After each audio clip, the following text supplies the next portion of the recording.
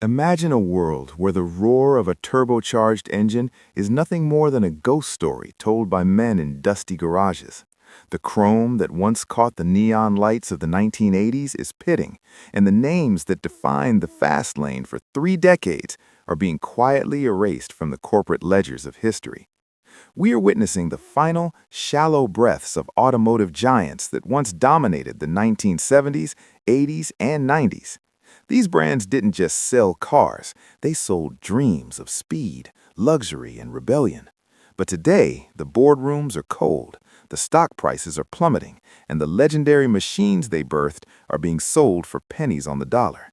You can feel the tension in the air, a sense that an entire era of engineering is about to become extinct. Almost nobody saw this coming, but the signs were there all along, hidden in the fine print of bankruptcy filings and failed mergers. These brands once dominated the streets in the 70s, 80s, and 90s, and their collapse happened so quietly that most people didn't notice until the showrooms began to vanish. We begin our descent into the graveyard of legends at number 8 with a Japanese titan that once owned the streets of the 1990s. Mitsubishi didn't just participate in the car industry, they attacked it with technological fury. During the height of the bubble economy, they gave us the Mitsubishi 3000 GT, a car so advanced it featured active aerodynamics and four-wheel steering before the rest of the world knew what those terms meant. They gave us the Mitsubishi Starion, a wide-bodied 80s icon that screamed futuristic aggression, and the Mitsubishi Eclipse, which defined the tuning culture of an entire generation. But here is the part nobody talks about. As Mitsubishi drifted away from its performance roots to chase boring crossovers, the soul of the brand withered.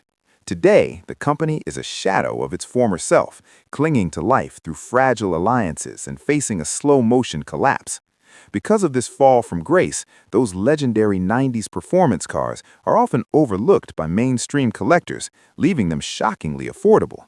But what happened next changed everything for a different kind of luxury, as the next brand on our list proved that even a perfect start can lead to a dead end. Moving to number 7, we find a brand that was supposed to be the Japanese alternative to the German elite, a disruptor that arrived in 1989 with a mission to redefine class. Infiniti burst onto the scene in the late 80s with the Infiniti Q45, a car that ditched the traditional wood and chrome luxury for a high-tech, minimalist aesthetic that was years ahead of its time. Throughout the 90s, they built some of the most over-engineered, bulletproof sleepers on the market. But this is where the story turns dark.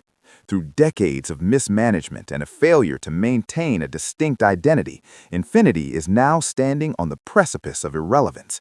Sales have cratered, and the brand is currently more unstable than ever before. Because the brand's future is so uncertain and its legacy has been diluted, their early masterpieces like the Infiniti Q45, once the height of executive status, are now being traded for the price of a used laptop. The fall of a luxury empire is never pretty, but it pales in comparison to the historically painful tragedy currently unfolding in Italy. At number 6, we encounter the most heart-wrenching case of artistic brilliance met with financial ruin: Alfa Romeo. In the 1970s and 80s, an Alfa was more than a car. It was a sensory experience. The Alfa Romeo GTV6 and the classic Alfa Romeo Spider were the playthings of the elite, cars that sounded like a symphony and handled like an extension of the driver's nervous system. Yet, for every ounce of soul they possessed, they suffered an equal measure of corporate neglect. This decision sealed their fate decades ago as they pulled out of major markets and let their lineup stagnate under the weight of mounting debt. Now, despite several desperate comeback attempts, the brand is hemorrhaging money. Because the general public fears the maintenance costs of a dying brand, the stunning cars of the 70s and 80s remain criminally undervalued. You can buy a piece of Italian motorsport history for a fraction of what a boring modern sedan costs, but the brand's instability is a warning.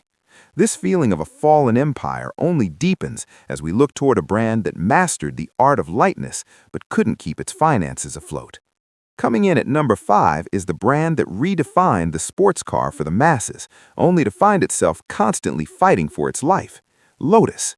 In the 1970s and 80s, Lotus was the king of the simplify and add lightness philosophy. The Lotus Esprit became an overnight sensation, immortalized by pop culture and celebrated for its razor-sharp handling. Throughout the 90s, the Lotus Elise saved the company, but the financial foundation was always made of sand. Lotus has faced more near-death experiences than almost any other manufacturer on this list, and even now, its future as a boutique manufacturer is a massive gamble. Because the brand has been sold and resold so many times, the legendary Lotus Esprit models of the 1980s and 90s are often seen as risky bets. This has kept prices low, creating a window for the brave to own a supercar for pennies on the dollar. It was a fallen empire, but the next brand on our list was something even more volatile, defined by a corporate betrayal that enthusiasts haven't forgiven. At number 4, we find a name synonymous with 1980s excess and 1990s heartbreak, Maserati.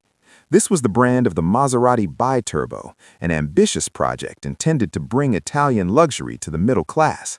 While the cars were stunning to look at, they became the poster child for mechanical unreliability and a lack of corporate support. Maserati has spent the last 30 years passing from owner to owner, never quite finding its footing.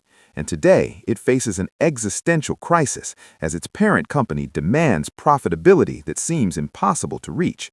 Here's the part nobody talks about. Because the brand's reputation was so badly tarnished during the 80s and 90s, their classic Grand Tours are some of the cheapest ways to enter the world of exotic car ownership.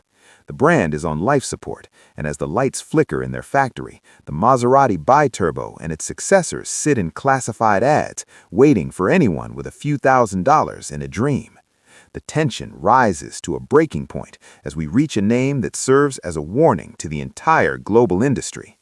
Coming in at number 3 is a brand that represents a warning of how quickly prestige can evaporate, Jaguar. In the 70s, the Jaguar XJS took the mantle of British elegance, carrying the torch into the 80s and 90s. These were cars that defined high society, yet behind the wood veneers and leather seats, the company was crumbling. Massive losses led to a Ford takeover in the 90s, which stripped away much of the brand's exclusivity and engineering independence. Today, Jaguar has announced it is killing off its entire current lineup to attempt a total reset, a move that many see as a final desperate gasp. Because the brand's identity has been so thoroughly diluted and its future is so bleak, the gorgeous V12-powered Jaguar XJS models of the late 70s and 80s are being sold for prices that would make their original owners weep. This is where the downfall really began, with a loss of purpose that may soon lead to total extinction. As we reach number 2, we look at a brand that is a legendary name about to disappear forever from the world of performance, Lancia. In the 1970s and 80s, Lancia was the undisputed god of the rally world. The Lancia Stratos and the Lancia Delta Integrale didn't just win races, they dominated them, becoming icons of 80s pop culture and engineering prowess. But the fall of Lancia is perhaps the most painful of all. A brand that once stood for innovation was reduced to selling a single, boring hatchback in only one country.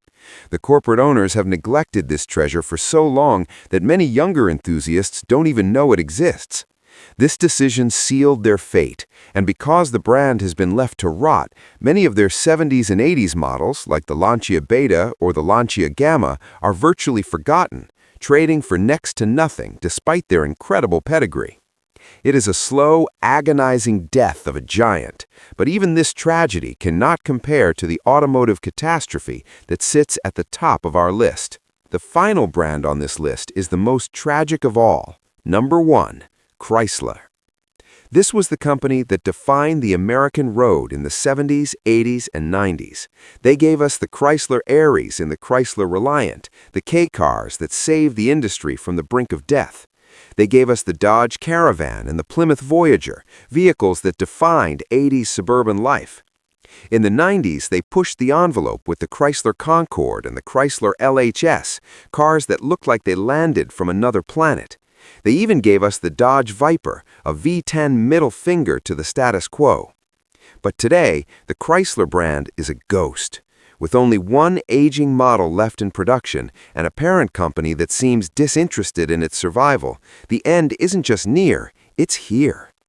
This is the ultimate automotive tragedy. The cars that once moved millions of American families and fueled the dreams of 90s gearheads are now seen as disposable relics. You can pick up a piece of this once great American empire for the price of a set of tires because the world has moved on and the brand is being left behind. As these names fade into the shadows, we are losing more than just companies. We are losing the mechanical soul of 3 decades. Extinction is a silent process, and for these 8 legends, the silence has already begun.